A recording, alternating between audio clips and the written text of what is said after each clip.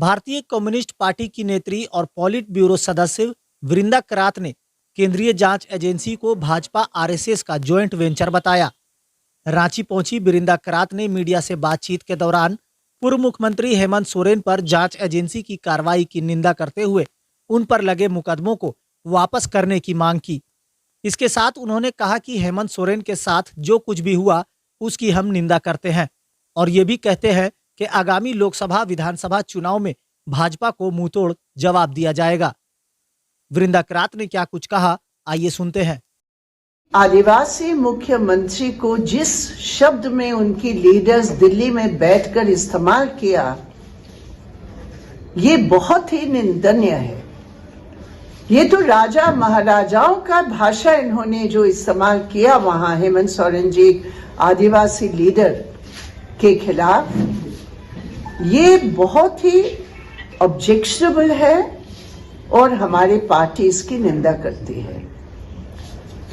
दूसरी बात है कि ईडी को अभी भारतीय जनता पार्टी आरएसएस इनका जो जॉइंट वेंचर मोदी सरकार है, ये अभी अपने अलायंस के पार्टनर के रूप में ईडी, आईटी और सीबीआई को इस्तेमाल कर रही है और कहीं भी कोई भी इस सरकार का विरोध करे उसको तुरंत ये बोला जाता है या तो हमें ज्वाइन करो या जेल जाओ। अभी बीजेपी का एकमात्र स्लोगन है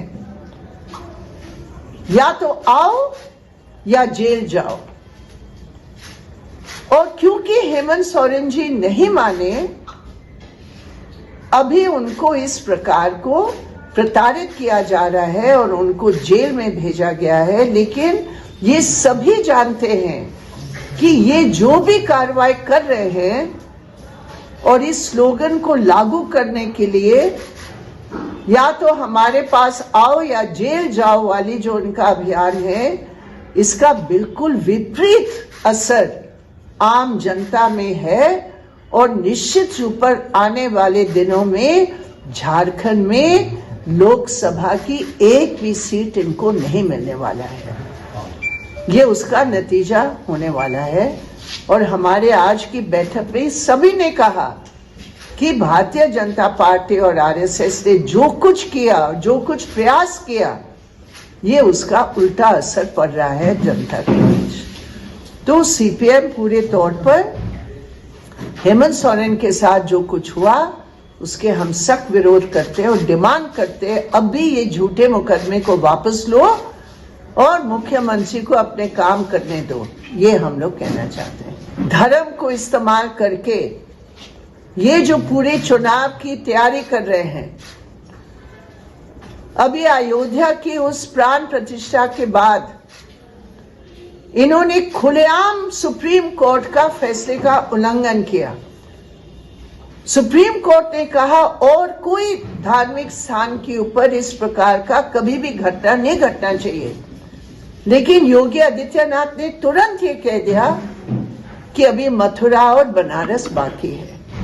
इसका मतलब अभी ये दल, ये बीजेपी और मोदी सरकार, ये खुद ही सर्टेन नहीं है, खुद ही उनकी दिमाग में ये सवाल उठ रहा है कि इसके बावजूद भी हम जीतेंगे या नहीं जीतेंगे।